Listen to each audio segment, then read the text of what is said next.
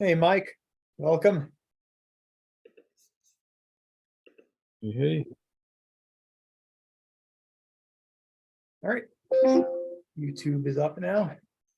Great. Let's wait another 3 minutes or so, and then we'll get started.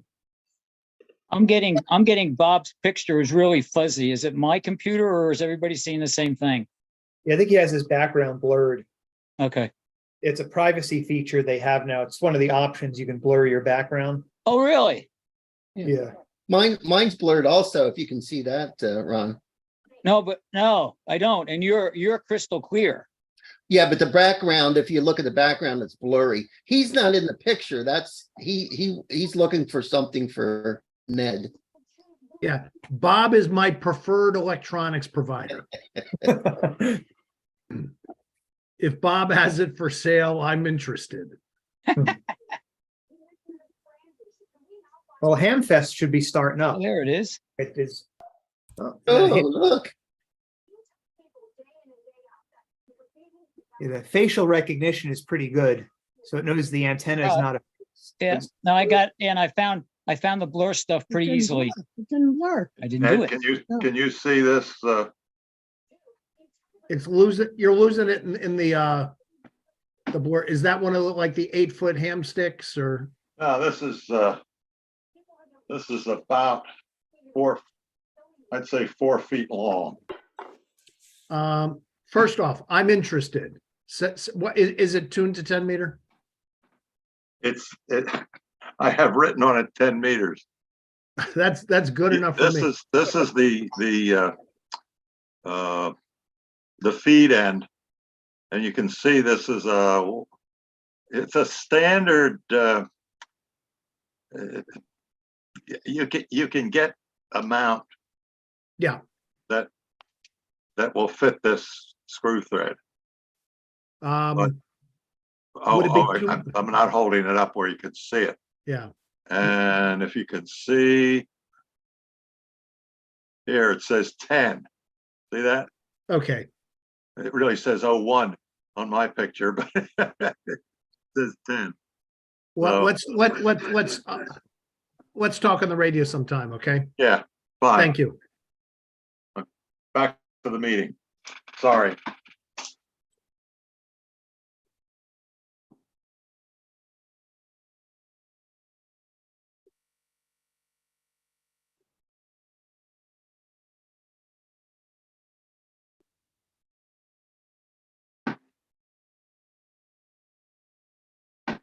All right, just typing out some stuff on YouTube. Maybe we'll get the meeting started. So welcome, everyone. This is the March 2023 meeting of the Mid-Atlantic Amateur Radio Club. I'm Jeremy Carlo, N2ZLQ club president. And as always, we will go around with a round of introductions. So everyone out there, give me a pile up. All right. Well, I'll start. This is Ron, KC3ACL. Karen, KC3AC, And M. Ryan, AA3BK. Bob, W3ZQN. Dick, K3ITH. Alan, KU2Y. Steve, K3FZT, Philly. Mike, N3QLZ. Jim, W3JNF.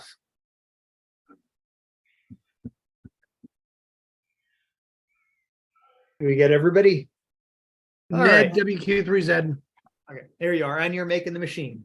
All right, and I see there's at least somebody on YouTube, so if you want to introduce yourself, you can type that in. All right, so let's see, I don't see Lou here, so let's skip over treasurer for now. Actually, I don't see Dennis either, so maybe I'll give a quick technical services update in case he's not here. So let's see, 06 is back on full power. The power amplifier was put back on. It seems to be operating normally. And Dennis is working on upgrading the 2 UHF repeaters. So he has the 2 new DR2Xs. They're on his bench being configured. So those one will be put into Darby to replace 444.05, which has given up the ghost or let out the magic smoke. So it'll be replacing that. And the other one will be going to Paoli to replace 445.675, which is operational but aging. So that's basically what's going on right now. 675 in Paoli is currently connected to a Wires X gateway, courtesy of Steve K3FZT. And if you want to learn more about that, Steve will be giving the presentation at next month's meeting. So you'll be learning all about Wires X and Fusion operation. And we're hoping to also have Darby connected to Wires X as well, once that is up and running. So that's a quick update on technical services. Query, Yes, go ahead, Ned. I guess, 444675 is not connected with 0613. I think it's been separated now. I think it's in, I don't know 100% offhand. We can always check Yeah, and it find is. out on there. It is separated because it's operating in AMS mode so that it can be either FM or Fusion. Okay, Yeah, I think when it's in fusion mode, it doesn't play well with the link. So Right. if we want it linked, we have to stick to FM. Yeah, it would have been cool if it would work that way, but apparently not. All right, so let's see. Public service, Jim, want to give us an update? Yes, I can certainly give us an update. Last Saturday was our first public service non-event. We were there, but the event was not. But it wasn't a surprise. We kind of knew that the event wasn't going to come off. They didn't have a permit for the park, and we couldn't contact anybody. So we think they may have had the wrong date on the flyer, so that didn't go off. The first public service event, which will go off, is the Penwin Elementary Run. It's a 5K, and that's May 13th. So I'm going to start getting out some information. We'll get it on the website. So we're going to be looking for volunteers for that. That's a really fun event, challenging event because of the topography, but it's fun. The next one after that will be the Radnor Memorial Day Parade on the 29th. That's a really fun event, and we really need a good turnout for that. So we'll be getting out some sign-up sheets and things on that. So other than that, anybody have any questions? That's all I have. I'm just going to go 2 events out. So the next one's in September. So I thought there was one in June. Maybe I'm mistaken. yeah, not that I'm aware of. Okay. But I may have missed it. I'll have to check with Bob, who's not here tonight. I didn't see it in his folder. Okay. Let's go to field day. Jim, change hats. Yeah. Field day. Yes, field day is on track. We have the site locked in. Everything's ready to go. There's a few things that have to be done. But we're on track for that, and that's the end of June. One thing I'm going to throw out, and if anybody's interested, I'm going to need like a co-chair or a helper for the day of the event, because unfortunately, I was voluntold that I'm going to vacation in Disney World on field day. So I'm going to need some help. Everything will be set up ahead of time. It'll be really simple. Just somebody to kind of, keep an eye on things for field day. So that's the field day at this point. Okay. And we are planning to run the Scouts Merit Badge session. I haven't done any preparation for that. Usually start with that kind of mid to late April is when we start getting that out. And I'm planning to be there for the weekend. I'm just not available on Saturday afternoon. So we need somebody to coordinate all of that. What's the age group for the merit badge? It's about 12 to 16, something in that range. Once in a while, I get a little bit younger than that. Right. Is that right, Jim? Yeah, actually, it could be as young as 11 and as old as 17. So, Okay. but we usually have the medium, like Jeremy said.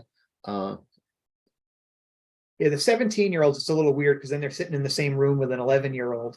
Right. That would have been odd for me as a high school senior sitting there with a junior high kid. Right. Yeah, usually about 12 to 15 and plus or minus a year or two. And it's the ham radio merit badge or a radio communication badge or something? A radio badge. Radio badge? Mhm. We're gonna need people who are certified with the Boy Scouts to monitor youth. That's a test that requires background investigation and so forth. I'm current in that. Jeremy, are you? But you're not Yes. gonna be there, so. Yeah, I re-upped that, so. So are you gonna be there for a Yeah, half a I'll be- Saturday? No, I'll be there for the whole thing. I was just saying I'm not going to be available to be at the field day radio site during Oh, Saturday. because you'll be in the classroom. Yeah, Right. Okay. So Yeah. it would be good if we had a couple others. Yes, because Tim, are you were involved in the Scouts, weren't you? oh yeah, I'm a district commissioner. I'm big time in Scouts, but I will not be there. That's the problem. Oh, that's right. I forgot. I'll be away. But if anybody wants to get their clearances, I can certainly go over. It's a very simple thing. You just, send out some requests online, you get your clearances back and stuff like that. But we really should have somebody else who's certified out there because you guys will be inside. So, Jim, this is the last weekend in June. yes, Okay, well, not only am I certified, I am fully trained. there you go. And I would kind of take a little exception to it's easy and straightforward, because by the time you send it off and get it back and you go through I don't have to pay part of the process. Right, And then officially you need to take the youth protection training also. absolutely. That's part of the And- certification. And I got to tell you that I have found the youth protection training to be an absolute useful way to spend about 2 hours. I think it is one of the best training sessions I've ever taken online. I wouldn't have said that 10 years ago, but it has improved drastically. It certainly has. And I'm used to it because I've been doing it for like 27 years. So not the clearances, but youth protection and all that stuff. So it's tough if you're not computer savvy, that's for sure. it's I Ron. was asking about the qualifications. My grandson's now in the same township I am, and he's interested in ham radio, so I may bring him along. I have the background check through the Red Cross for the child background check and Okay. first aid, CPR, AED. I'm not sure about this 2-hour course, but I'm Yeah, sure the I can Scouts stretch have myself their a bit for you. Yeah, the Scouts have It's their own. required by the Scouts. Yeah, Right, they But I'm not active with the Scouts, so I may not qualify. well, is your son a scout or your grandson? I'm sorry. Yes, he is. Oh, okay. Well, That's all you need. that's all you need. You don't have to be certified for him to participate. Okay. So, yeah, but I mean, you're welcome to come up there because most of the scouts will have a parent and a lot of the parents will stay during the day. Right. I brought him to the firehouse a couple of years ago, and he had a good time. So, The Yeah. course that Jeremy and I will be presenting covers more than half of the tech exam. good. Basically, what it doesn't cover are some of the rules and regulations that are unique to ham radio. But it covers all of the technical aspects of that are tested in the tech for the tech license. After being licensed for 60-some years, I may learn something. Yeah. One of those things that have changed since you got your first license. Yeah, I hear they still have CW. Is that true? You don't find much spark anymore, though. Huh? Oh, okay. All right. So let's see. Next up on our list, we have Ham Fest. Bob's not here tonight. I can give a quick update. We are confirmed for August 13th for the Ham Fest. That'll be at the Kimberton Fairgrounds, the usual site. So we actually will have a QSL card checker. We're planning to have a food truck on site. We will have a VE testing session, and we'll talk a little bit more about that in just a few minutes. Trying to think of what else there is with the Ham Fest.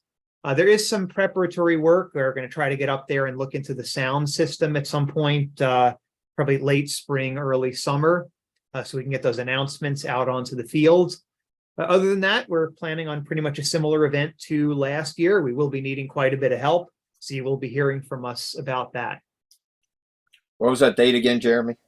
August 13th. It's a Saturday, right? We're doing Saturday or Sunday? It's Sunday, isn't it, Jared? No. Oh, is it Sunday? Which one is it? It's Sunday. Sunday. Oh, that's right. Yeah, we're doing Sunday, so that we have Saturday. Saturday's prep. Yeah. Yeah. Okay. I was confusing myself here. Yeah, it makes things a lot easier that we can do the setup on a Saturday instead of a Friday afternoon. And If yeah, I can just say one thing, Bob, with the sound system, Jeremy, he may even want to try to do a Friday for some of the people that, want to help with the sound system, just to make sure we can get that up. Okay. All right, so that's Ham Fest. Give a quick update on the nets. They are going on every Wednesday and Sunday, 8:30 p.m. We've had some nice activity the last couple of weeks. It's been picking up a little bit. We have about 4 or 5 different net control operators rotating through, so everyone has their own little style. We usually have a topic of discussion. So it's a great conversational net. You actually have some time to talk about what's going on. It's not just check in, check out. So it's usually a pretty good time, runs usually about a half hour or so.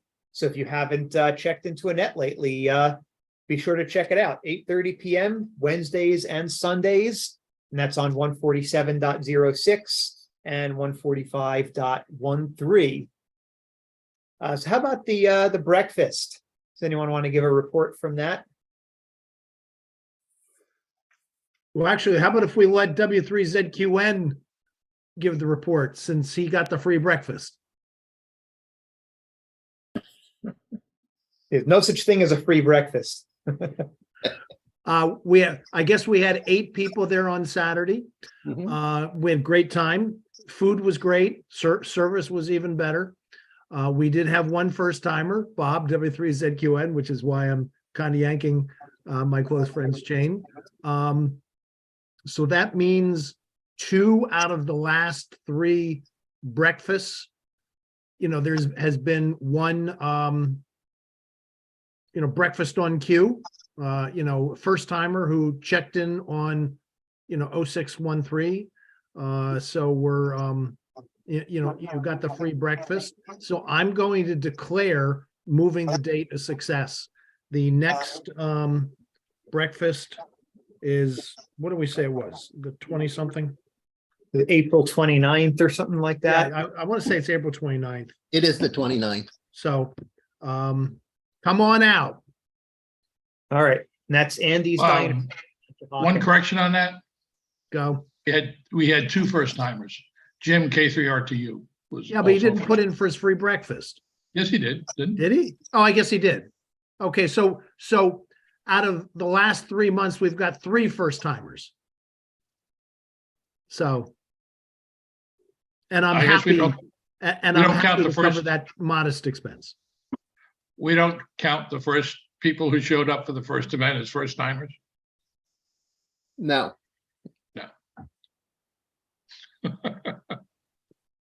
There was a 0th timer. Is that what that was? Yeah. We don't want to break. We don't want to break Ned. Well, they could just make him wash dishes if he can't pay. Well, again, you have to remember, moving was my bribe, or the breakfast is my bribe to move it. So I'm not paying if it was the second Saturday of the month. All right. So thanks. My comment was rhetorical. It did not require a response. Understood. All right. How about VE testing? Dick, did you want to give a quick update? Sure. The next VE testing will be the first Saturday in May the 6th, at the Lower Providence Township building. It's a little early yet. I don't have any signups, but typical, usually within the last 2 weeks, the floodgates open and we get 3 or 4 people coming in. And then the next session after that will be August 13th at the Ham Fest.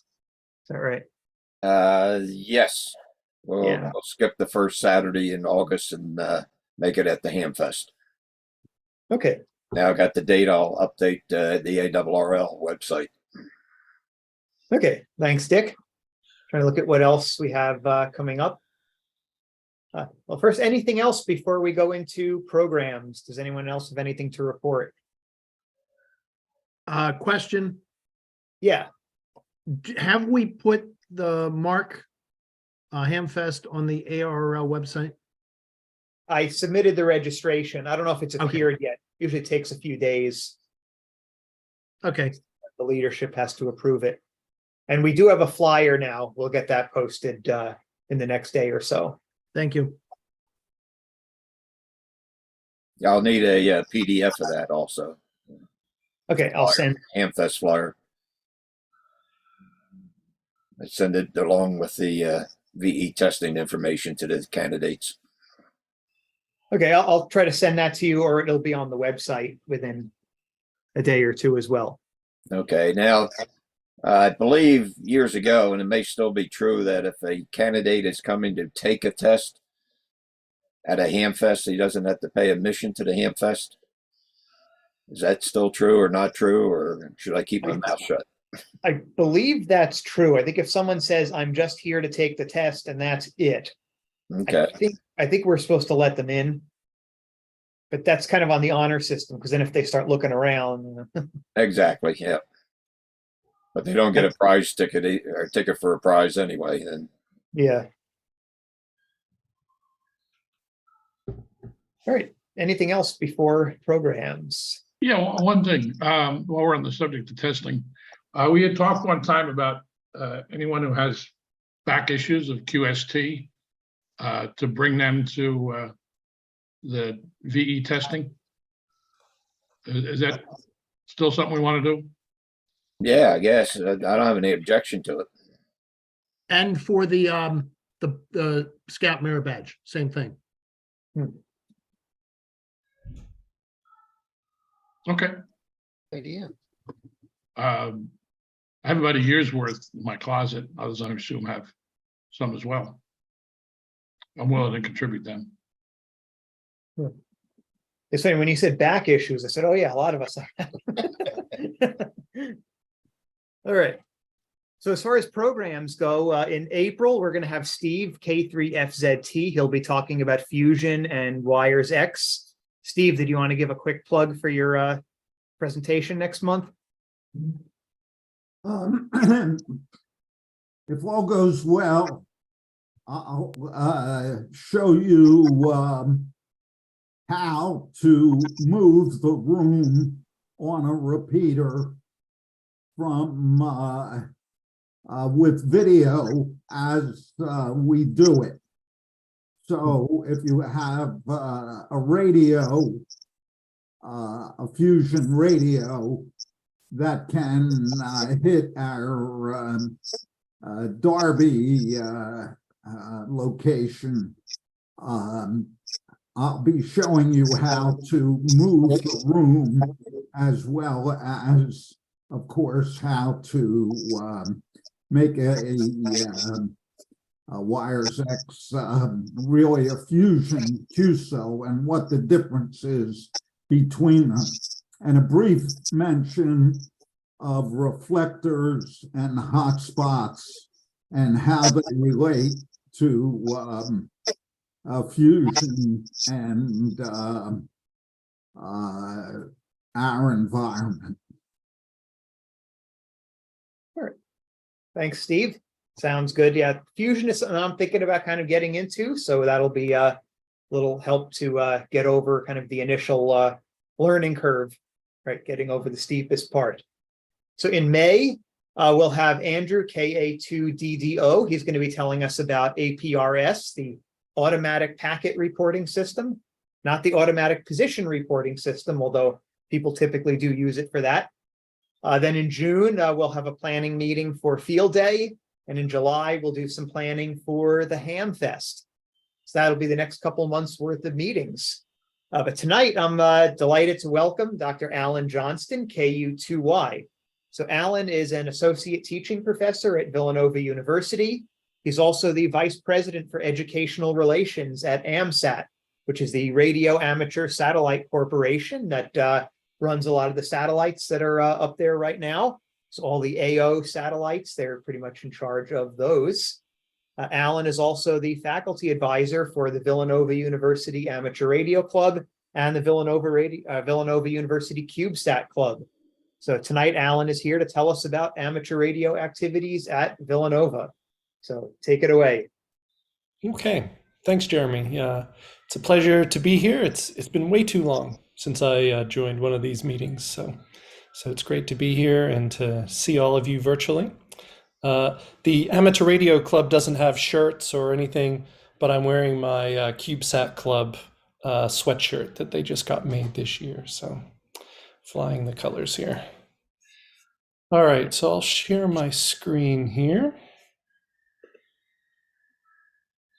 So I don't have a real formal presentation, but I have a bunch of photos and things. So I can let you know what we've been up to and the like, and get some discussion going. So I'll talk a little bit about amateur radio at Villanova.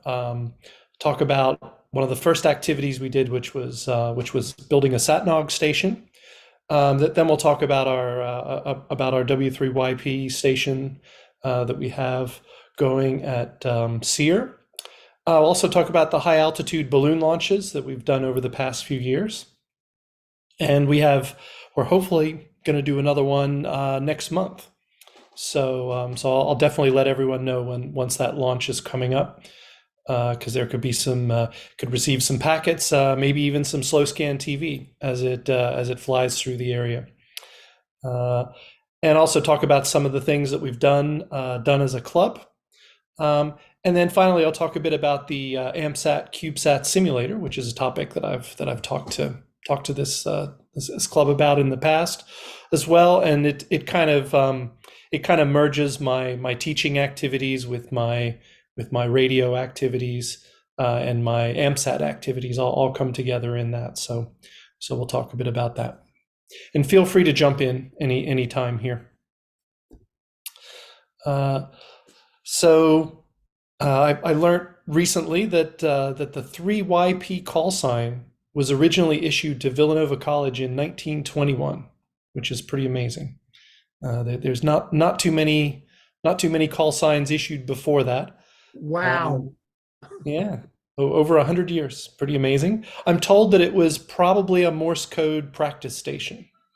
That was probably the use of it. So they would have had a low power transmitter, for the surrounding area, because Villanova's Villanova has had naval cadets for a long time, and in fact, Villanova even stayed open during the World Wars because they were doing officer training for the Navy. The Villanova University Amateur Radio Club. It was, I don't know when it was formed, but it was affiliated with the ARRL in 1968, which is also going back a long time. And of course, many of you, some of you probably remember when there used to be a repeater on the roof of Tollentine Hall. And, there's been quite a lot of amateur radio activity over the years.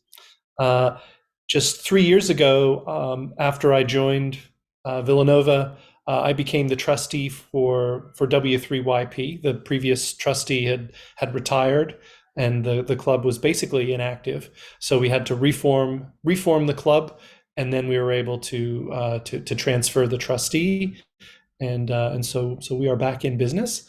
And one of the founding students wrote a grant proposal to the engineering to the College of Engineering. And we got I don't know how much money it was, but it was a good bunch to basically set up our station. So I'll talk a bit about what we've got going there, and it's on the roof of the SEER building, which is the Center for Engineering Education. So yeah. So some of the things that the club has done since we reformed, I think every year since then we've operated in field day. We don't go out on the field. Typically, students aren't around in the summer, but what we operate the station fully remotely over the internet, which is kind of a challenge in itself. And we've had a lot of fun with that, and that works too because the students are spread out all over the country. We've also done winter field day in the past. We've also done the school and club roundup a few times, which is a lot of fun. It's a really low pressure contest. You know, you get to talk to other schools and high schools and universities and things. So we've made some contacts in that. Unfortunately we didn't get to do it this year, but we've done that a few times as well. So that's fun. Also, we've twice now we've participated in the 13 colonies event, and we've run WM3PEN on the satellites for HARC. They're the ones that do WM3PEN, across all the bands and everything, and they didn't have anyone doing satellite. And there was a push to try to get all the colonies and all the bonus stations on satellite, and so we've been doing that. That's a lot of fun. It's fun to be on the other end. It's fun to be chased. And one of the students, Terry, he got pretty good on one pass. He made 18 contacts, which is not easy on a 12, 13-minute pass with Doppler shift and everything else going on. So that was a lot of fun. And over the years, we've had a total of 7 students be licensed as they've been members, and there's 6 Villanova faculty that I'm aware of. So basically 4 besides Jeremy and I. One of them, Robert Caverly, is unfortunately retiring. And I've half jokingly said that his replacement obviously has to be a ham. That's got to be a number 1 requirement. So I don't think the other faculty are going along with that though. But anyway, we'll see. And in addition, we've also done some trips with the students. I think I've taken students to Hamvention 3 times, which is a lot of fun. They help me run the AMSAT education table, and they've also taken the tests. One of my students went there unlicensed, and he took all 3 tests and got his extra on the same day. So that was very impressive. Last year, I had 3 students take the test, and one of them passed. So yeah, it varies. I've also taken students to the AMSAT symposium. They've given presentations and the like. So I just wanted to give everybody a little feel of college here. Maybe it's been a while. I was going through, well, do I have a list of the equipment that's on our station here, since that might be of interest.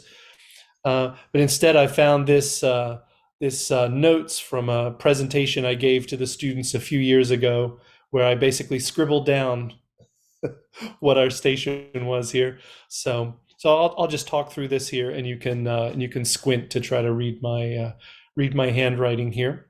On the right-hand side is our SatNog station, which is our receive only station for signals from satellites. It's a 2-meter Lindenblad, and we also built a 70-centimeter Lindenblad, although the results from that have been pretty poor. And that's on the roof of Tallentine, and we have a Raspberry Pi up there that runs the software, connects to the network. That's a lot of fun. On the left there is our satellite antenna on the roof of SEER, and so there's the 2-meter Yagi and the and the 70 centimeter Yagi there on a Azel rotor. And we've had a lot of luck with that. We have a non-penetrating mount there. And we also have, this shows a long wire, which was the plan. We have an end-fed dipole, that tunes up, I guess it tunes up on 10, 15, and 20. It doesn't quite tune up on 40, and 80 is 100% noise. So we've never done anything there. So those are our antennas. And then this scribbles here shows our radios. So we have the ICOM 9700 for our satellite work, and then we also have a 7300 for our HF work for that. We have our Azel controller. A student built a little Arduino controller for it, and then it's all interfaced to a PC, a Windows PC in there. We run Win for ICOM is the software that we run to do the remote control. We use SAT PC 32 to do all our satellite tracking, Doppler adjustments, and that also controls the Azel rotor. And then we use AnyDesk for just manipulating the computer remotely. And then we use Zoom for the audio, because we use Zoom for everything these days. So basically we set up a Zoom call for any of the students that are going to be on the mic, and we basically click the push to talk and say it in Zoom, and magically it works. So that's our basic setup. So any questions or comments about that before I move on?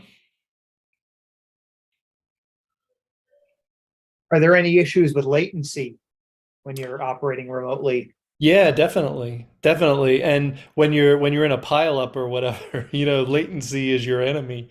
And also on just on satellites too. When you're trying to get through, you don't have much time. So it definitely takes a bit of practice. And if you add in a bit of student hesitation, like you're like key up, and they wait like 2 seconds, and then they hit the button, and it's like, oh, somebody else just got it, So, but we did, both myself and the student Terry, we both talked to an astronaut on the ISS last year.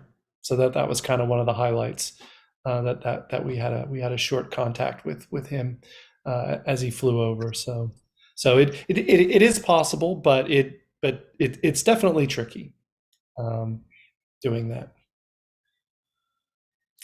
All right, I'm going to switch to full screen mode for this next one here. So I have a webcam on the roof of SEER.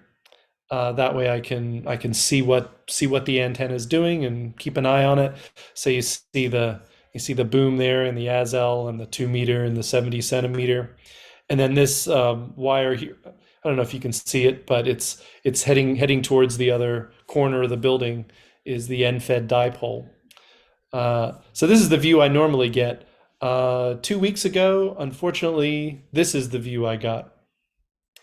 I was like, okay. The antenna is down. So I guess we officially have a ham radio station now that we've had an antenna failure and that we have to repair it.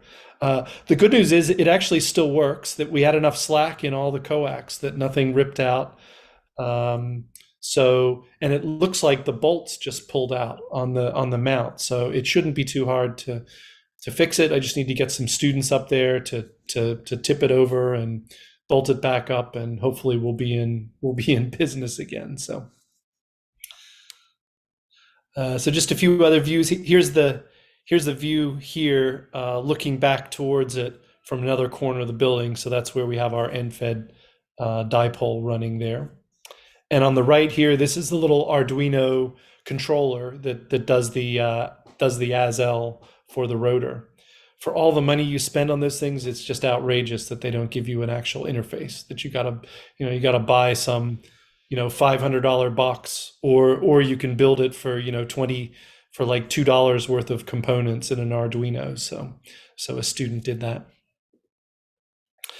This is the view when we're operating the radios. You see SAT PC 32 up on the top left there, Zoom in the upper right, and then this is Win for ICOM there, operating the station, and then the waterfall there.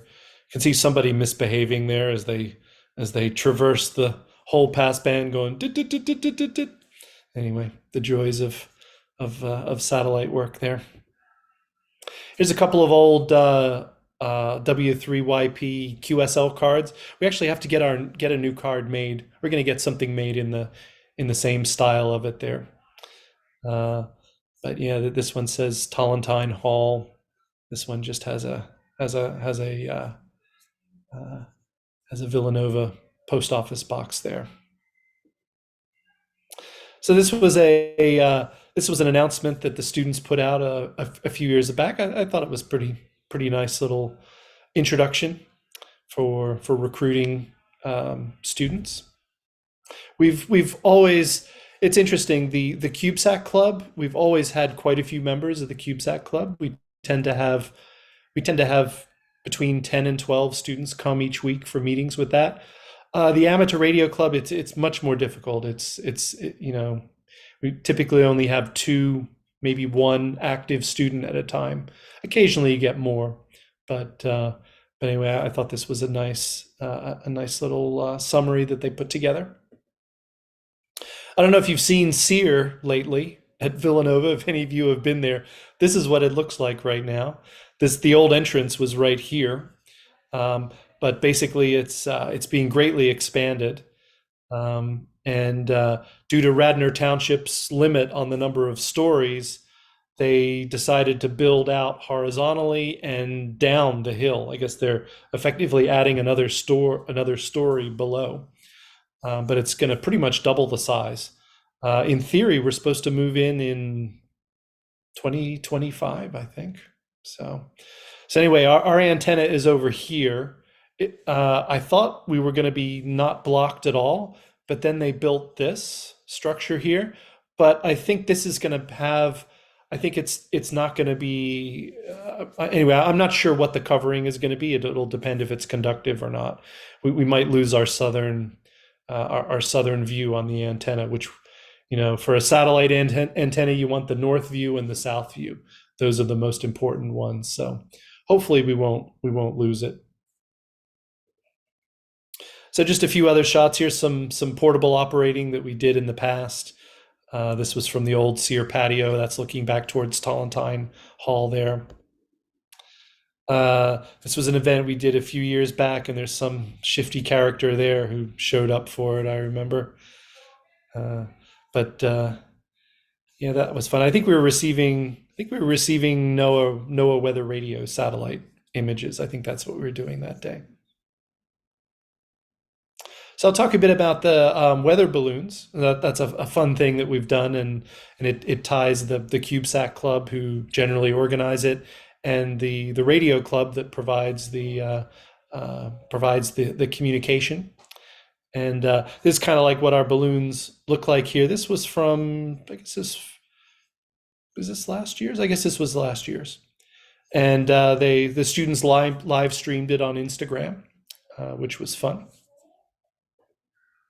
And here's a photo of our balloon just before we launched it from 2 years ago. You can see we've inflated the latex balloon there, and then we've got a parachute, and then the guy in the orange shirt there, that's the radar reflector, and then Christine in the blue there has the actual payload transmitter itself there.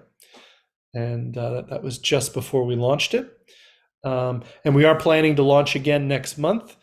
It'll be interesting to see what happens when we do our contact to the FAA to say, by the way, we're launching a balloon. As you know, balloons have been in the political landscape, and fighter jets have been deployed, and all kinds of crazy stuff has been happening. So anyway, but we follow all the regulations. We let the FAA know.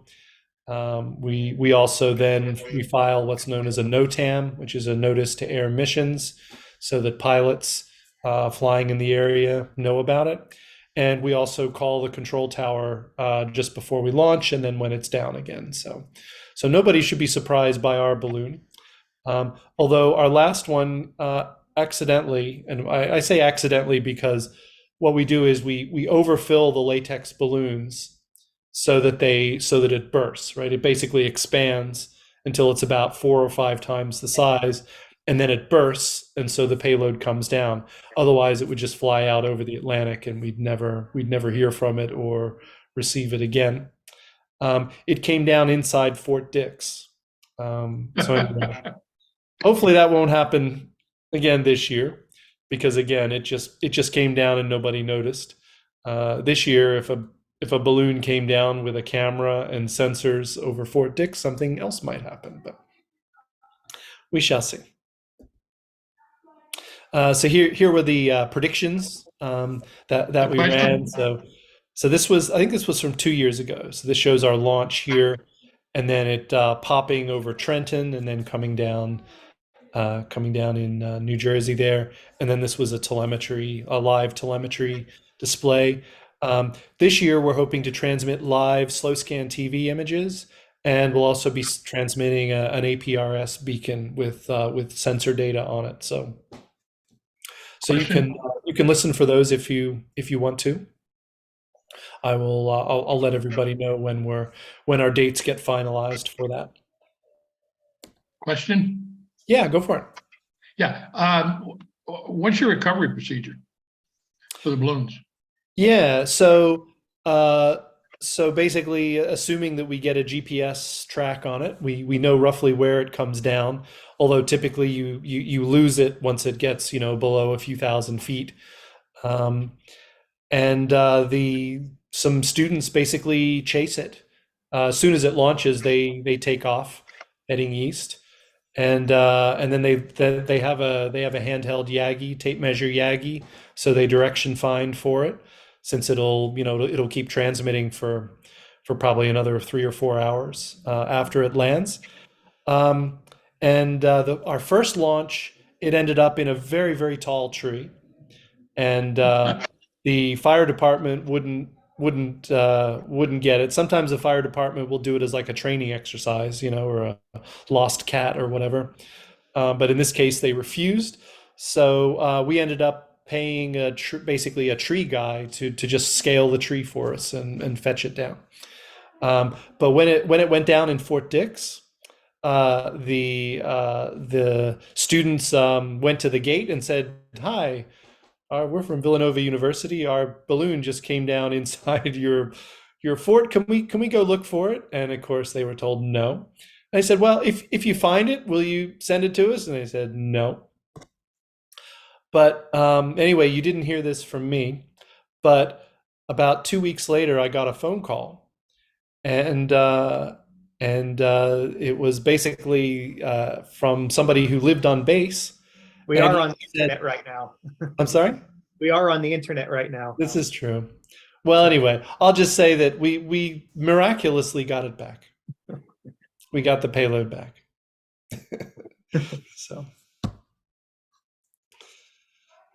So also 2 years ago, the AIAA club did a balloon launch, and they very successfully put a camera on board. It wasn't transmitting; it was just storing the images. But I just showed you this is the whole sequence. This is the start. Those are my legs there. You see the tape measure Yagi there, walking around with the laptop checking things. Here was it at the peak. You can see the antenna there in the shot there, the corner of it, and the black sky and the edge of the earth. And then it ended up in the tree. So they have nice pictures of the tree that theirs ended up in. But I'll show you this one. This is my favorite picture that they took. So I don't know, can anybody see why that's my favorite picture? Maybe if I zoom in.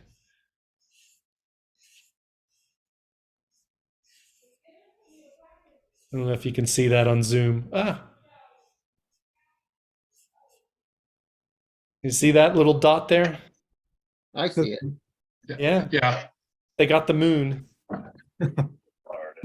They got the moon from the edge of space, which I thought was really cool. So anyway, they got these pictures with a little Pi camera. Okay, so so a few more pictures, a few more stories here, and then we can just have general Q&A. Satnogs is a really great activity, and you don't actually need to be licensed to do Satnogs because it's receiving, but it's just a lot of fun to program a Raspberry Pi, build a simple antenna, and then when you schedule it and everything, it's kind of like fishing. You sort of pick the satellites you want to listen to in advance, and you cast your line, and then the next day you check and see if you caught anything. It's a lot of fun. We've used it in the classroom with Villanova students, which has been a lot of fun. So that's our Satnog station. So I'll just spend the last few minutes talking about the CubeSat simulator. So it's a program that I'm in charge of at AMSAT, and it's a functional model of a real satellite. And it's a key part of our educational outreach. We use it at Villanova. It's also been used at high schools and other places, and it's been demonstrated to a lot of different communities, a lot of different events. And eventually we hope to get it into places like libraries, museums, maker fairs, kind of like non-traditional ham radio places, and sort of raise awareness about satellites and ham radio as well. So this is what it looks like. It looks like a 1U CubeSat. It's got a 3D printed frame. It's got ultra low cost solar panels, but it transmits real radio telemetry, and it's got batteries. It's basically fully functional, except it has a 3D plastic printed frame, so it would not survive in space more than a few seconds. And all of the design choices have been designed to make it very cheap and easy to build. So it's not robust enough to go to space, but it's a lot of fun. The students at Villanova build it. AMSAT also has loaners where we have these in a shipping case with the ground station, and we ship them off to schools and to events for people to demonstrate it. So I think I showed the CubeSat simulator a couple of years ago. It's been around for a while, but ever since COVID, Raspberry Pis have gotten really hard to find, and in particular the Pi Zero, which is the tiny little one that's in the CubeSat simulator. They're basically impossible to find. I mean, they supposedly sell for like $10, but you can buy like used ones for $100 now, right? If you're lucky. It's crazy. And although the Raspberry Pi Foundation, they're starting to make more of the upper end ones, the Pi 4s, available, and they're saying there's going to be more later, there's still no word on the Pi Zeros. So we've basically done a redesign that gets away from the Pi Zero. I've stockpiled them, which I still have, but that's going to run out soon. So we have a new version of it, which actually uses a Raspberry Pi Pico. I've got the board here. So the Pico, it's this green microcontroller. It's kind of like an Arduino, if you're familiar with them. So it's not a full Linux computer. It just runs, it just boots up and runs the C code that you've written for it. You can also program it in Circuit Python too, which is very popular these days for education. So anyway, so this is the new version. We've been working on it, and we have a beta version of it. My students are going to build it starting next week. We're going to build 7 of them. We'll see how that goes. Also, my students, for the first time this year, we taught them surface mount soldering in addition to through-hole soldering. It was quite an adventure. They actually liked it. And we did it properly. We actually got stencils made. Those of you familiar with surface mount soldering, the best way to do it is to get a stencil that's just got cutouts for where you want the solder paste. And so that way you just put the board in and you smear the paste on it and you pull it up, and now it just has it in the right place. And you just put the pieces on with tweezers and then you run it through the oven. It actually worked pretty well. And so we're actually going to build a surface mount version of this board. So I don't know if you can see, if I zoom in here, you can see you see these are surface mount integrated circuits here that they just sit on top. And these are diodes here, but everything is teeny tiny. which of course is fine for students because they have good vision and they don't have, shaky hands when you're trying to do things with tweezers. So yeah, so that's been a big effort to redo it. And we're actually going to use a version of these. We're going to fly them as payloads on our balloon. So this is one that's partially built here, and it's got a little Pi camera. So this payload will transmit the slow scan TV, and then this one, which I'm setting up here, is going to do the APRS beacon. It's got a J-pole antenna here that's going to dangle with it. So I've been testing those. So if you look, if you're looking up on like APRS FI or whatever, you might see a balloon, which is us. It'll be W3YP -11. So we've been testing that. Hopefully we'll have it ready to fly. So that's basically what I had prepared here. Happy to answer any questions. And if you need to get in touch with me, you could use my Villanova address, alan.johnston@villanova.edu, or ku2y@arrl.net. And yeah, I'd be happy to answer any questions, and also, whatever suggestions and ideas you might have would be greatly received. Doing amateur radio, it's very challenging with students. Just explaining to them what it is and how it works and the like. But I do have one student right now who's studying for his test. So maybe we'll try to get him ready for May or August, so that he can take his test. He's going to be a senior next year, and his senior design project is to design and build a balloon payload with an amateur radio component. So I told him if he gets his license, he can put his call sign in the beacon for that, and that way it can be his. So that kind of got him motivated. But it's always a challenge to get students. I've also gotten them to take the test when they go to Hamvention because I tell them they have to. That always works with students. You just have to. Sorry. All right. Thanks, Alan. That was a great presentation. Are there any questions?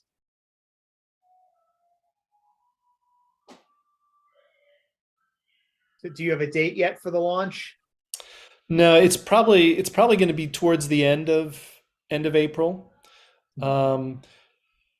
First week in May, as you know, is the last week of classes. So we'll try to get it done before then. We also won't finalize the date until a few days beforehand because we'll make sure the predictions look good. Because if the atmospheric winds are like very strong, then it could get carried out onto the ocean. So we'll only launch if it's gonna go down somewhere safe. Last year's launch, there was no wind, and we launched it from Mendel Field. And it was a beautiful, clear day, and we just sat there and we watched it. We could see it for like an hour after it launched. It was just beautiful. Other times you launch it and it's like, poof, it's gone. Well, in that case, where did it come down? Which one? The one that went straight up. Yeah, that was the one that didn't go down in Fort Dix. Okay. Alan, what's your maximum altitude you usually shoot for? Yeah, so the highest we've gotten is about 70,000 feet so far. Wow. The AIAA, the aerospace club, they got theirs to like 101,000 feet, which is it's considered the edge of space, right? Theirs was the one with the cool pictures with the black sky and all that. So I'm hoping we can get to 100,000 feet, but it's a challenge to get there. And for some reason, our payloads always end up heavier than we think. So it's a challenge. Have you thought about piggybacking balloons? Oh, doing multiple balloons? Yeah, we've never tried that. We do piggyback the payloads, basically, right? The payloads attach via string, and we tie multiple ones. Last year, we flew a radio sonde for the first time, which was a lot of fun. So radio sondes are balloon payloads that are launched by the National Weather Service, by NOAA. They launch like hundreds of them every day and use them for their atmospheric predictions and also for their data collection. And what happens is people, you can track them. There's a network and a website where you track them, and then when they land, people go and collect them. And it used to be they wanted them returned, but now it just says please dispose of thoughtfully or whatever. So hams collect them and they reflash the firmware so that they transmit on the amateur frequencies. And they work really well because they're just a beautiful piece of hardware, and they have GPS built in, and so that there's a group out in San Diego that's very active with them, and they sent me some that they recovered, and so we flashed it with our call sign, and we flew it last year. And the great thing about that was that our normal GPS tracker failed, but the radio sonde we kept in contact. We actually received packets from it the whole way. From the roof of Tallentine, we were still receiving packets as it went down over New Jersey, which was pretty amazing. What's your average cost for a launch? It's about $200 for everything, except we're extremely lucky. We don't have to buy our own helium. We just use the Villanova activities. I guess they blow up a million balloons every year for events and things. So we just borrow their helium tank. So I've never had to buy helium. I'm told it's getting really expensive these days. But we just let them know 2 weeks ahead of time. Hey, fill up your tanks for us, because we're going to steal some, and then we just borrow it that day. But yeah, some groups are actually switching to hydrogen. Because it's cheaper. I am never going to launch hydrogen with students. That's a definite no. Especially given that our balloons come down over New Jersey. I think that's just really a bad idea to fly something with hydrogen and land it in New Jersey. Like Fort Dix? Yeah. Or Lyndhurst. Yeah, you're supposed to land it there. The Hindenburg. Yeah, I got that reference. Well, now you got to land at Area 51. That's the next challenge. Yeah, it'll be interesting to see if they ask more questions. There's also proposed legislation in Congress that's just as stupid could be, that would require every balloon to have an FAA transponder, which is just absurd. But anyway, hopefully, sensible people will take hold here. You're expecting Congress, good sense out of Congress? That sounds like an oxymoron for sure. Yeah, we'll see. I mean, it'd be a shame because balloons are so much fun, and also the floater balloons, the ones that go around the world. Those are a lot of fun too. And probably one of those was one of the ones that the Air Force shot down over Canada. So it was launched by a club in just north of Chicago, and it was on I think its 5th trip around the world until it got shot down. So crazy. Would you be able to get higher altitude if you launched in the winter, or does it not matter at those altitudes? Because planes usually are a little higher in the winter. Yeah, it probably affects a little bit. Yeah. I mean, it's really a matter of how big a balloon you get, how much helium you put in it, and that kind of thing. And for us, the most important thing is to be able to recover it. We don't want to risk it going into the ocean. Would it be possible to put like a little wire with like a burn resistor in it? Yeah. That way, if you start getting too close, you just fire that and the payload drops. Yeah. We could definitely add that so that we could be a little more daring. Of course, So once now you you got drop a guided missile. you still don't know exactly where it's going to come down to. So it's not a very well-guided missile.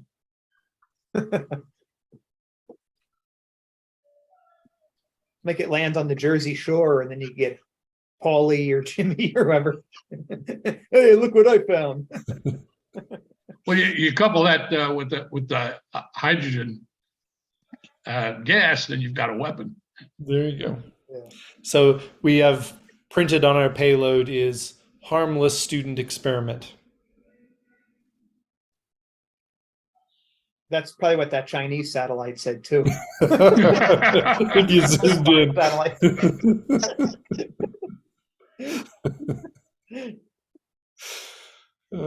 Crazy. Yeah. So there are other questions for Alan.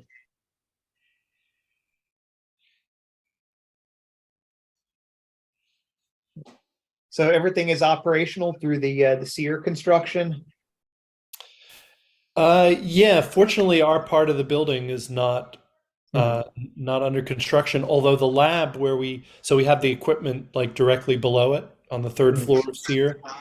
That lab is going to get turned into a mixed use teaching facility. So at some point that, I think it'll be after the main construction is over, then they'll start redoing some of the rooms in the original SEER. So I'm hoping that we can basically just shift the station to like a locked cabinet in a corner of the room. And so that way we don't have to relocate it, because, we don't want to have to run, 100 feet of coax or something like that. Right now we just have like 50 feet. It just kind of goes straight up onto the roof, which is nice. But and also when I saw the antenna was down, my first thought was, okay, this is construction, incident. But I don't think it was. I think it was just the bolts coming undone. We did have a couple of really windy days. Yeah, exactly. I think what happened was it was probably rocking, and the rocking just gradually loosened up the bolts. Because I found 3 out of the 4 bolts on the floor on the roof there. So Maybe they got to be just Loctited a little bit, or a double nut. Yep.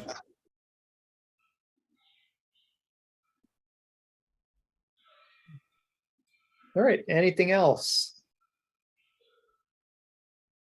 All right. If not, let's thank Alan for a great talk. So. Thank you. Yeah. Yeah, thanks. It's a pleasure. All right. So with that, I guess we'll adjourn the meeting, and we will see you next month. In the meantime, yeah.